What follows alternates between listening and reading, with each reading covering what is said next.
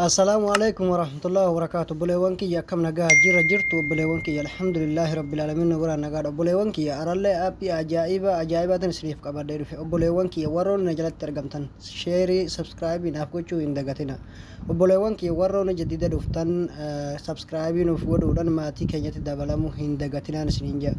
Hayya obboleewwan kiyya namoonni tokko tokko osoo viidiyoo nama laaltaniin fixinii cal jettaniituma appilikeeshiniin pilistoorii keessa hin jiru appilikeeshiniin ni jira isin hin jiru jettanii garuu inni jira jettan jechuudha. Appilikeeshina pilistoorii keessa jiru jechuudha. Telegiraama jala inuma keenyu jechaadha. Akkasitti hubadhaan isin hin jaa. Hayya obboleewwan kiyya warroonni tiktooka jalaas jirtan jechuudha. Profaayilii tiktookiyya jalaan seentanii sabskraayibii naaf gochuu hin dagatinaan isin hin jaa. Obboleewwan kiyya aappii akka ajaa'ibatti isiniif dalaguun isinii qabadhee dhufe. Aappiin har'a isin agarsiisu kun obboleewwan kiyya isa kana jechuudha. Isa kana aappii kana hin argattan jechuudha. Amma yoo pilistoorii keessa deemtan abadan hin jiru jechuudha. Wanni isin eegaluu qabu. Hayya obboleewwan kiyya aappii kana eessa akka argattan isinittiin hima jechuudha. Aappii kanatti liinkii telegiraama isaadha viidiyoon amma isinii waraabaa jiru jala argatuu dandeessan. Liinkii san tuttanii yoo cuqaaftanii seentan telegiraama kiyya jala argachuu dandeessan jechuudha. Telegiraama kiyya jala isiniif hin kaa'a. Hayya obboleewwan kiyya aappii kana walumaan seennee ilaalla jechuudha. Ani amma aappiin ittiin fayyadamaa jiru aappiin kalee galgala gad isinii dhiise aappii kana jechaadha. Xayyib hayyee aappii kana seennee waliin haa laallu jechuudha.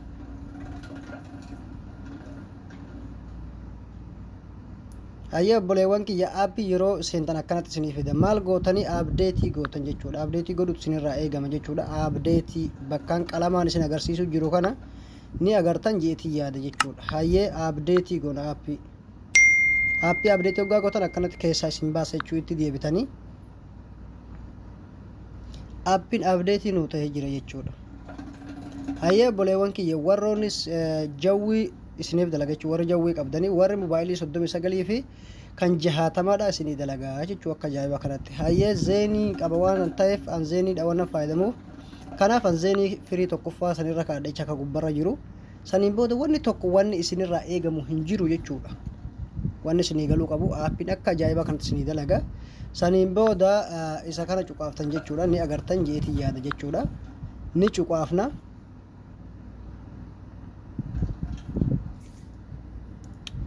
Hayyee aappiin dalagee jira jechuudha. Akkuma asirratti argaa jirtan kana jechuudha. Aappiin akka ajaa'ibaa kana isinii dalaga obboleewwan kiyya.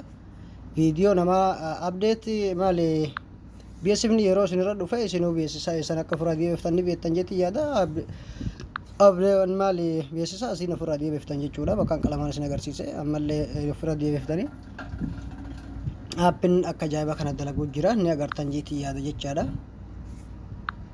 Mee amma yuutuuba seennee walumaan haa laallu jechaadha. Obboleewwan kiyya warroonni tiktooka jalaa jirtan asumaan seentanii profaayilii kiyya jalaan seentanii sabskraayibii naaf gochuu hin dagatinaadha. Aappiin akkuma asirratti argaa jirtan kana akka ajaa'ibaa kanatti isiniif dalaga jechuudha. Maaliif sagalee isaadha yoo isin dhageessise waan koopiraayitii na gaafatuuf jechaadha. Kanaafuu isinuu arguu jirtan jechuudha.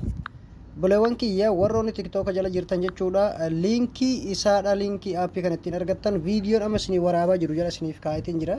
Liinkii telegiraama kiyyaa jala jechuudha. Kanaaf telegiraama kiyya seentanii buufachuu hin dagatinaadha. Obboleewwan kiyya pilees bira hin darbinaadha. Yeroo agartan viidiyoo kiyya laayikii naaf gochuu hin dagatinaadha. Warroonni jaddiida dhuftan laayikii osoo hin taane sabskraayibii dura gootanii saniin booda laayikii na tuquu hin dagatinaan isiniin jaa. Haga viidiyoo biraatti walitti deebinutti assalaamu alaikum warahmatullaahi wabarakaatu.